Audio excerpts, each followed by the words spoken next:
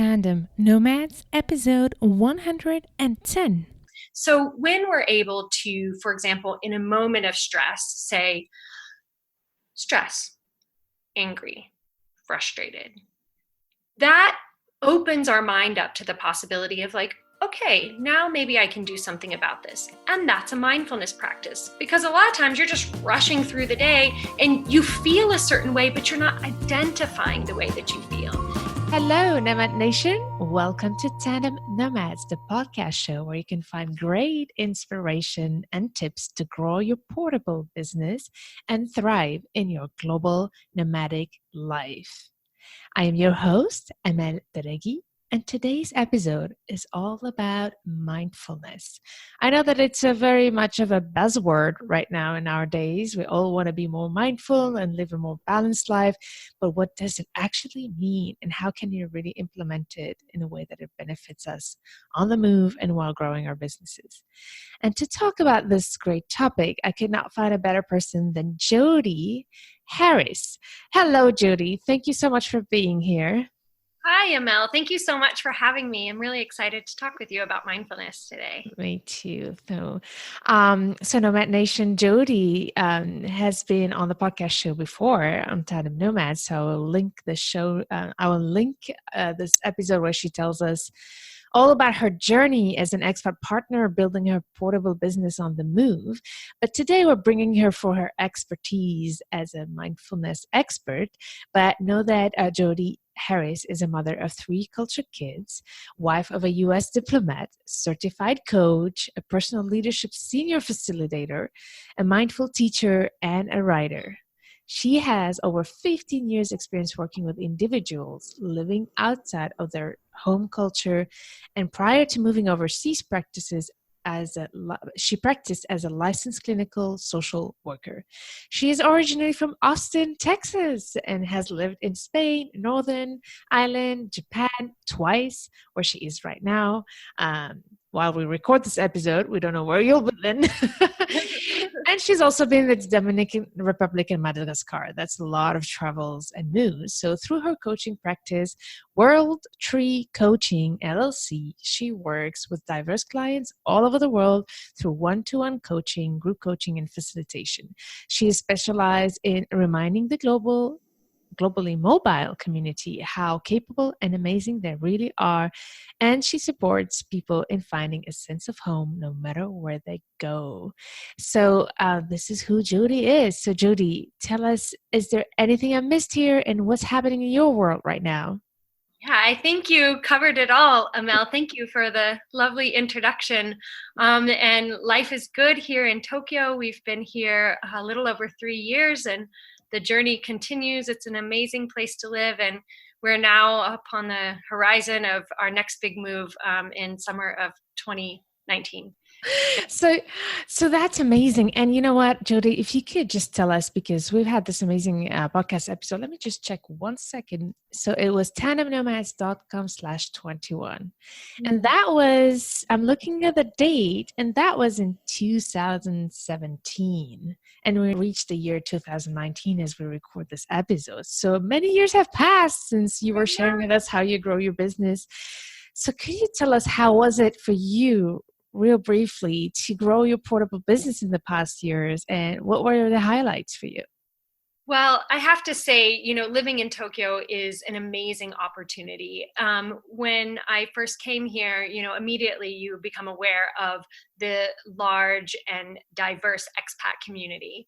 And so I've had words cannot even really express what it's been like to be here in Tokyo and to connect with other professional expat women.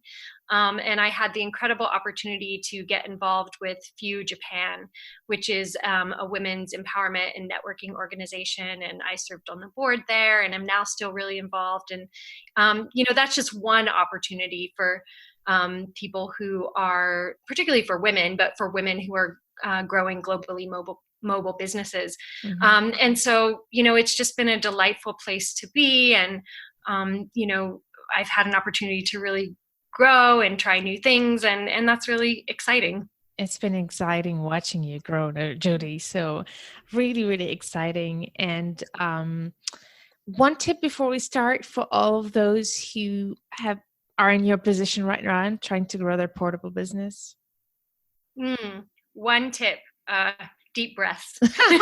Talking We'll talk about about today. exactly. So here is the thing.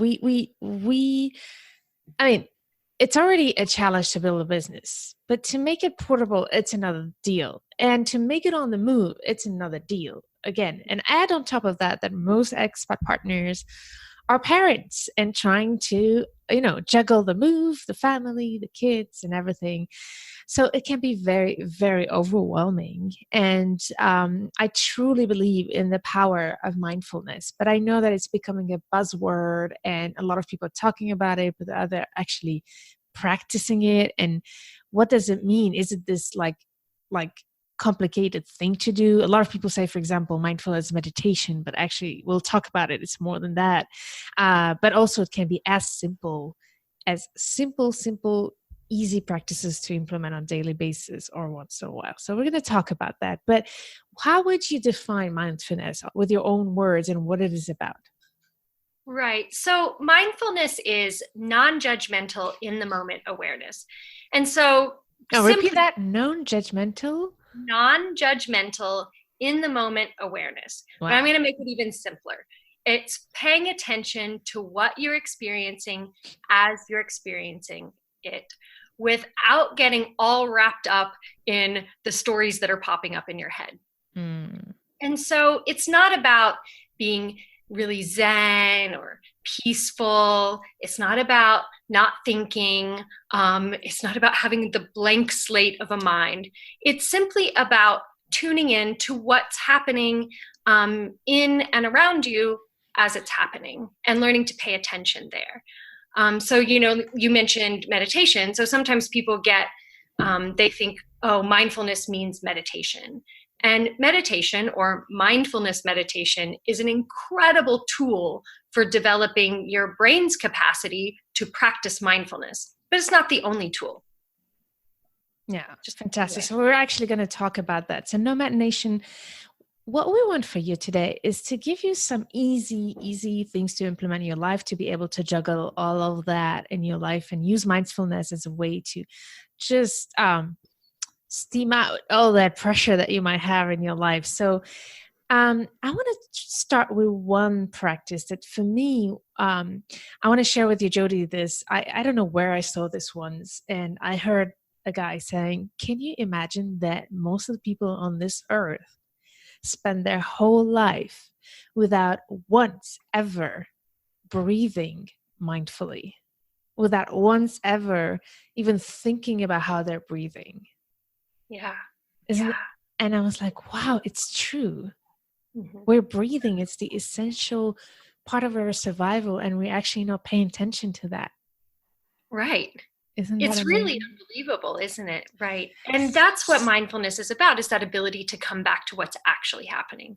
Exactly. So I do believe really strongly in the breathing aspect, but I'm not.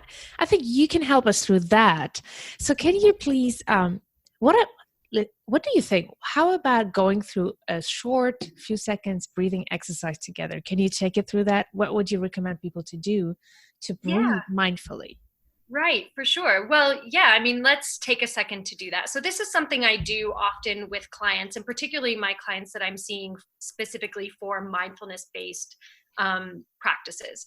So, at the beginning of each session, we usually do 2 minutes, but here we can just do a few seconds of stillness. And so, let's just pretend I'm doing it with you. All So, right, I'm following. so we're just going to sit comfortably, Amel. You don't have to do anything special. You can close your eyes or you can leave them open. I'm going to close my eyes because I find it more comforting.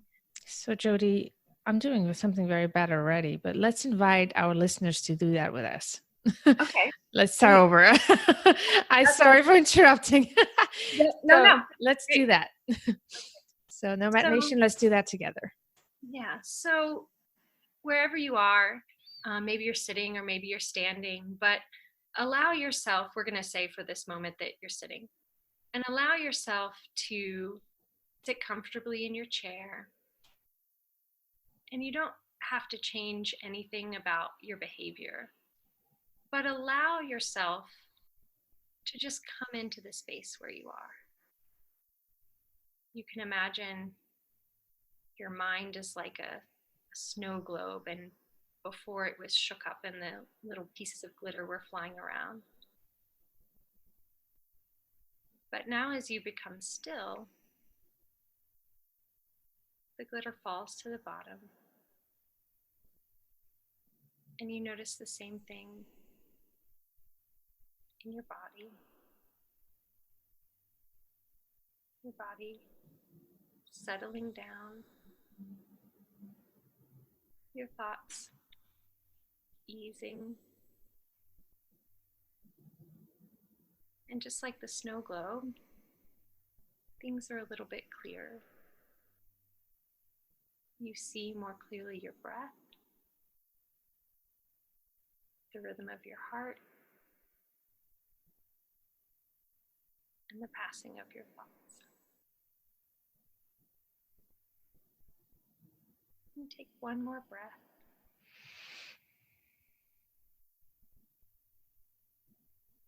And go ahead and open your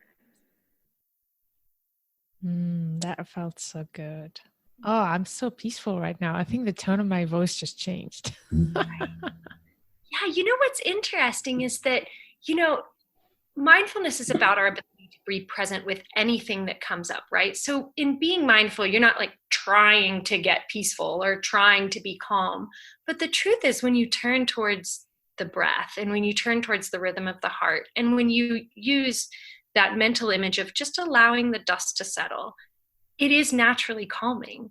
It's a really incredible tool. So we just did that for like 1 minute. But imagine if you started your workday that way, or before you went into a meeting, you took that 1 minute.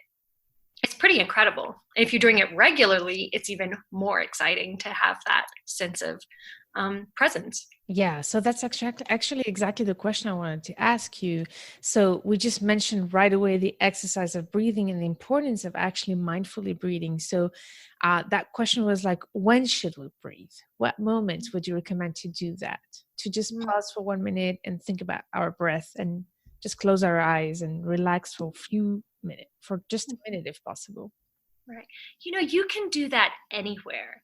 So I think a really nice time to do that is when you, and this is particularly true, I think, for people who run a portable business, when you sit down in front of your laptop and in the morning or whenever it is you're about to start your workday, before you open up your computer, just do that exercise.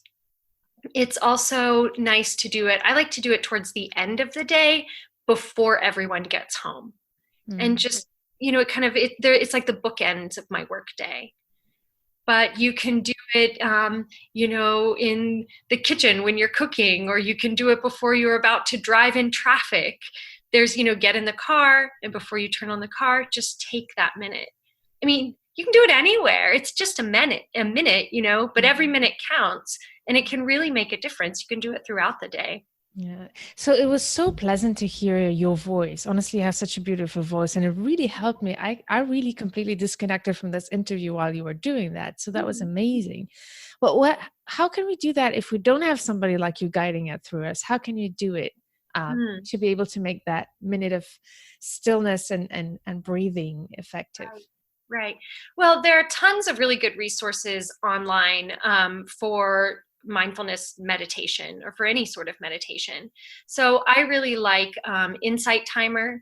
That's an app you can put on your phone. I use it every day for my seated meditation practice because it has a bell at the beginning, at the end. You can set the time for how long you want to meditate, but there are also tons of guided meditations on there. And even actually on YouTube, if you just put in guided 1 minute meditation, you're going to get a bunch of hits right away off of that. I mean, the possibilities are really endless, and you can find the teachers that you like and follow them. All right. So we're going to put those resources online. And so Insight Timer, I use Gaia. I don't know if you know Gaia. It's also a great app where you have lots of meditation and yoga practices and lots of actually documentaries also. So that's really great about mindfulness and living a mindful life. But okay, let's say we don't have time to go and get our electronics and everything. What can I do by my own to be able to do it? Right. So, one of the things we do in mindfulness meditation, and I like to stress to people that I'm not a meditation teacher, I'm a Mhm. mindfulness teacher, but at the same time I've been practicing meditation for almost 15 years, so I can offer a few tips.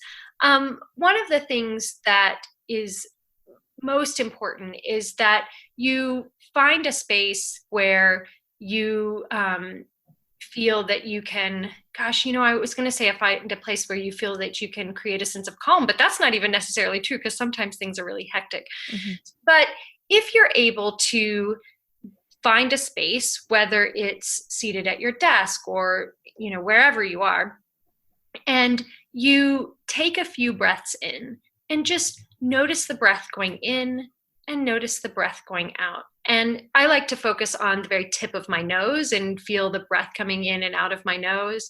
Um, and your thoughts will wander, right? Because you'll be like, oh my gosh, I have to make that, list, or oh, I have to pay this bill or whatever. Your thoughts will wander and you just gently bring them back to your breath. Mhm. Um, and one thing that you can do is you can try counting your breaths. So counting for 10 breaths would be something that would help you stay focused on the breath. I But like it's that. really that simple. You don't have to do anything super special. Yeah. And so Yeah.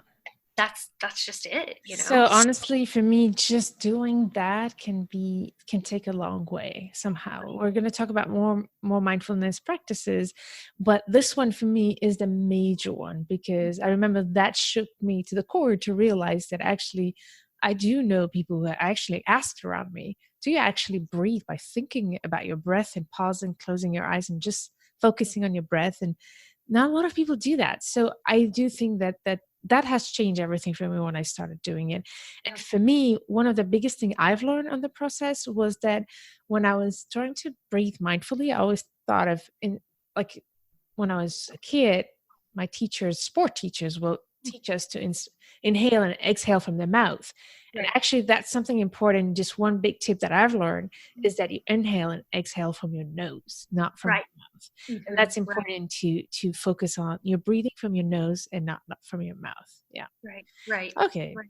So, Nomad Nation, if you only do that, that's going to take you already. If you're not, I hope you're already doing it. But if not, think about that whenever you're overwhelmed and stressed and you feel like, now I'm really, I can't handle it, or feel like you're ready to start bursting at your kids or your partner, just take a breath and close your eyes and at least have 10 breaths and focus on Right, them.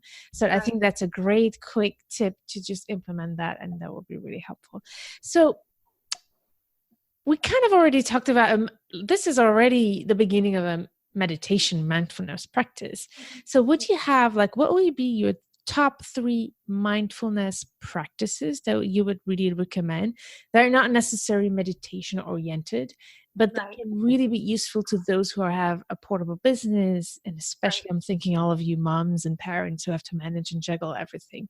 So do you have like top 3 mindfulness practices that you think would be great to implement more as a habit or something like that? Yeah, I do. And I think that's so important that you noted these as different from meditation, because the thing is that meditation is what we consider a formal mindfulness practice. And I am a huge believer in meditation. And I really think people should try it. And anyone can do it.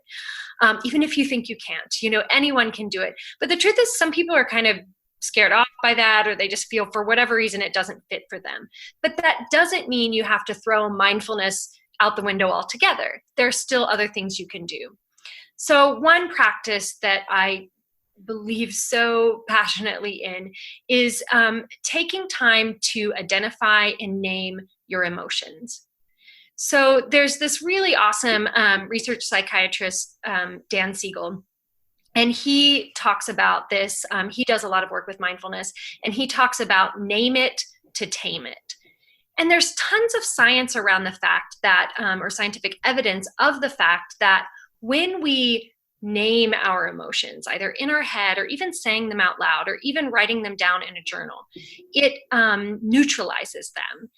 And we sometimes think that our emotions are really like locked in and they're just there all the time. But the truth is, emotions are really fleeting and they change really quickly. And they have all these different physical components and, these thoughts that go through our head. So when we're able to, for example, in a moment of stress, say stress, angry, frustrated, that opens our mind up to the possibility of like, okay, now maybe I can do something about this. And that's a mindfulness practice, because a lot of times you're just rushing through the day and you feel a certain way, but you're not identifying the way that you feel.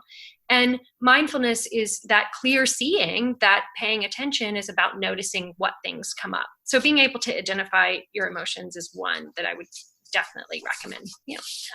Another one is to practice some sort of moving mindfulness. And, I think it is so important for people to develop an awareness of the role of their body and how they feel. And so sometimes people think of mindfulness as something where you have to be still. And even in the personal leadership model where, I'm a facilitator, like we talk about a stillness practice. But the key to that is not stilling the body, it's stilling the mind. And so if you have a moving mindfulness practice, whether it's walking or running or yoga or dance, even if you're dancing in the kitchen with your kids, all of those things put you in the position where when you're doing that and you can come back to just that practice, your mind's not off wandering other places.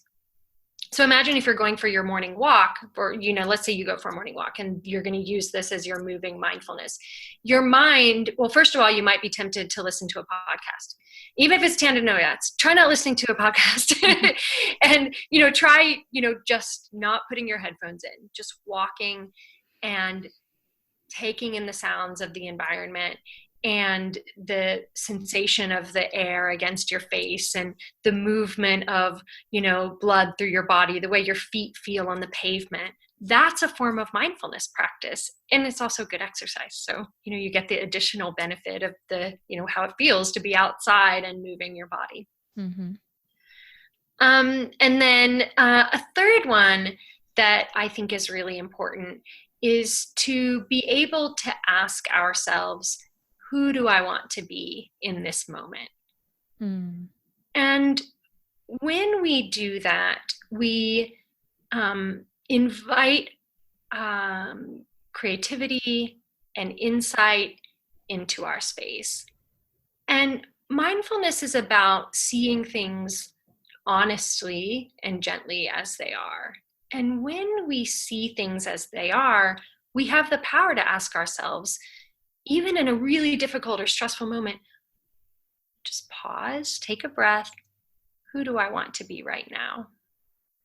And none of us are going to be like, oh, I want to be that jerk, I want to be this mean person.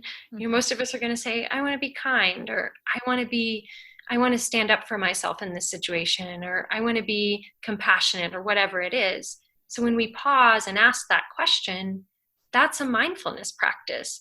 And we align then with our vision of who we are inside. Wow, these are great tips. So I'm just going to summarize them. The first one, I like that quote, name it to tame it.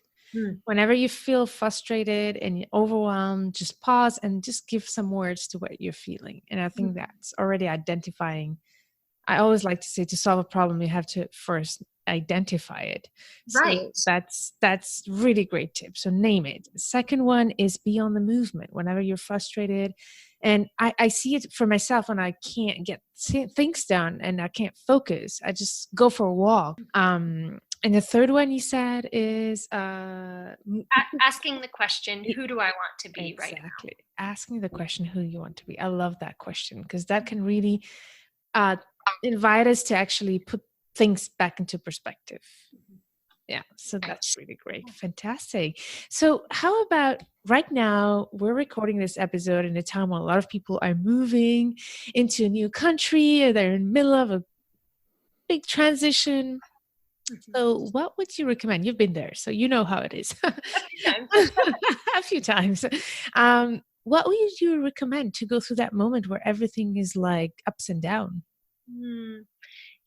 I think probably the most incredible gift of mindfulness for um, for transition and for people going from one place to another is the ability for mindfulness to cultivate self-compassion Mm, or compassion in general.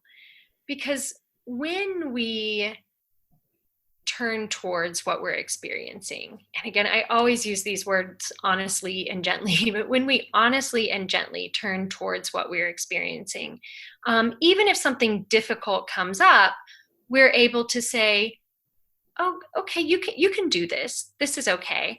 There's this great meditation teacher in the Washington DC area, and she's actually quite famous, Tara Brach, and she has this talk where she talks about pain, and she says, if you're able to say this belongs and this too belongs. And I love that because I'll be honest, like on the one hand, I'm kind of like, well, sometimes frustrating things happen, and does that really belong? And like, bad things happen, does that belong? But when we fight against the things that are actually happening, that doesn't always work out well for us. There's a certain degree of recognizing, oh, this is here. I might want it to be different, but it's not different. And once we turn towards that and we are self-compassionate about our own relationship with that space, then we open up our minds and our hearts to creative options to move through to the next mhm. phase. What you're saying make me think of two things. The first thing that you said is, first of all, the way I interpret it is accept it. Mhm. Accept whatever is happening as something that has to be here, and there's a reason why it's happening. In general, that's, I guess, the philosophy of life. Everything happens for Right, a right, reason. right. Acceptance. And then when you say compassion towards ourselves, I love that because when we move abroad or we're in transition, life transition in general, we tend to be really tough on ourselves. And we are challenged in so many ways. We're challenging who we are in our beliefs. We're challenging our, expectations. And we're basically by expecting things from our environment, we're actually expecting them from ourselves. That's Right. actually what I realized by, saying, why is it so complicated to set up internet here? I mean, it takes for weeks, and why is it so complicated? And I would get mad at this country that can't get you internet easily, and it takes forever, especially when you have a business you depend on. But then saying, okay, actually, I'm being tough on myself because I'm saying that I have to be, it has to be ready now. So yeah, being nice to ourselves and just accepting the situation is a Right. first step to actually solving it. Right, right. And think about, I mean, how many times have you heard? I just heard a friend say this past week. She had all these crazy things happen. Like she just moved here, and it's a long story, all these things happen. And then she was like, oh my God, I was so embarrassed. I was talking to someone and I started crying. And I'm like, why am I crying? And I'm like, Mm, because so much is happening in your life. We mm. think we're supposed to be super tough. And actually, I think most of us are pretty tough. But crying is normal, or feeling emotional is normal. And when we recognize that, oh, this belongs and this too belongs, Mm. then we move to the next Yeah. phase. So this belongs. I love this word. Yeah. So Mm. remind yourself, no matter nation, if you're going through something really tough and especially in transition, just accept it. And I love this better, nicer word to say this belongs. So thank you for that, Jodi. Can you share with us what are your practices? Right. So I practice silent seated meditation almost every morning. Every weekday morning for sure. I'll admit sometimes on the weekend I'm a little bit less likely to get up early. But so I do 20 to 30 minutes of meditation every morning. And then throughout the day, I take those mindful pauses. That we did at the beginning. So just just a minute or 2 minutes throughout the day at designated times, several times a day. And then another thing I tried to do relatively regularly, although certainly not every day, and really more like kind of once a month or once every couple of months, is that I really like the tool from the personal leadership model, the critical moment dialogue, Mm, which is a really great mindfulness tool. And when I feel like my wheels are spinning and I'm like going over the same frustrating story over and over again in my head, that is a sign that I need to do a critical moment dialogue. And I'll do that. So I have different types of things for different needs, I yeah, guess. so that's so great. So I have two things about that. I just want to jump in so that our listeners know what we're talking about when we talk about personal leadership. If you want to know all about it, you have to check the episode that I will link to this show note page about what is personal leadership. For me, it's one of the most amazing ways to actually live mindfully, but also um, manage like tensions, and it's just a practice that can be so useful. And you can go to tandemnomads.com/20, and it's just a great, for me, another tool that's amazing to be able to live mindfulness, and to live with mindfully, but also manage our businesses mindfully. um, and when you were sharing your practices, my message to you, Nomad Nation, is it's all about routines for me. And I think the hardest thing, the one thing that may be counterproductive, is to talk about implementing routines, but that's a bit the contradiction between the mindfulness and being disciplined with building a routine. But I do think that having a routine is one of those mindful practices, the routine of being mindful, basically, and having at least few minutes. I think routines are so important, and we all have routines. It's just that sometimes we have the wrong ones. Right. And it's important to try to be mindful about, how are you waking up in the morning? Are you waking up? I love to say, I used to have that conversation with my husband, on others people's agendas, or are you Mm-hmm. waking up on your agenda? Right. Yeah. And I always try to wake up in the morning for my agenda first. And that's breathing, for Mm-hmm. instance, or Right. exercising. So my biggest invitation is also to try, as hard as it can be, to really try to build that routine in your lifestyle. And it can be as easy as just staying in bed when you Mm-hmm. wake up, opening your eyes, and then just breathe intentionally. If you Right. can just do that, I think that's already a long way. And something that's really beautiful, just to add about mindfulness practice, is its practice. So it's not the sort of thing where you have this goal to be like the most mindful person in the world. We're not all going to be the Dalai Lama or whatever, but to practice. And then sometimes you'll have periods in your life where you won't practice all that much, but then you can come back and practice. And creating the habit of practice with mindfulness is really self-fulfilling, because without a doubt, the more you do it, the more you're able to integrate regular habitual practices into your life, the easier it becomes. So Yeah. if something difficult happens, that becomes your go-to. And this is brain science. Like, your brain is creating the pathways to respond mindfully over to more than to respond mindlessly. Mm. The more you practice being mindful. Yeah. Wow. This was great. Jodi, thank you so much for sharing all these great insights. And I hope, No Nation, this was really helpful to you. Let us know in the comment section, what have you learned from this, and what practices do you implement in your life, and which one did you get today that you want to try out in your life? So would love to hear about that. So Jodi, let us know, where can we find you? And I think you have some resources to share with us too. Right. Yeah. So you can find me on my website, worldtreecoaching.com, or on Facebook or LinkedIn or Instagram, all of those places. And I do have some resources on my website. I have it shows up, I think, on every page on the sidebar.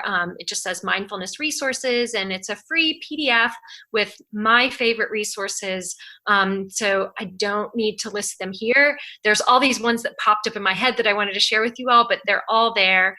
And it's a really great resource. And also, too, I just happened to think of this. I have one activity from my book, the Expat Activity book, that is a mindfulness activity on naming and identifying emotions. So you can actually get that one activity for free on the part of my website under the expat activity book. So that's another resource. Right. Fantastic. So we'll put that link in the show note page of this episode.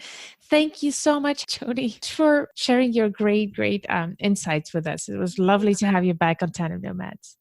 Absolutely. Thank you so much. It was great fun. Fantastic. So Nomad Nation, make sure to check out the show note of this episode and let us know in the comment section, what is it that you practice in your life, or what have you learned from this episode? We'd love to hear from you.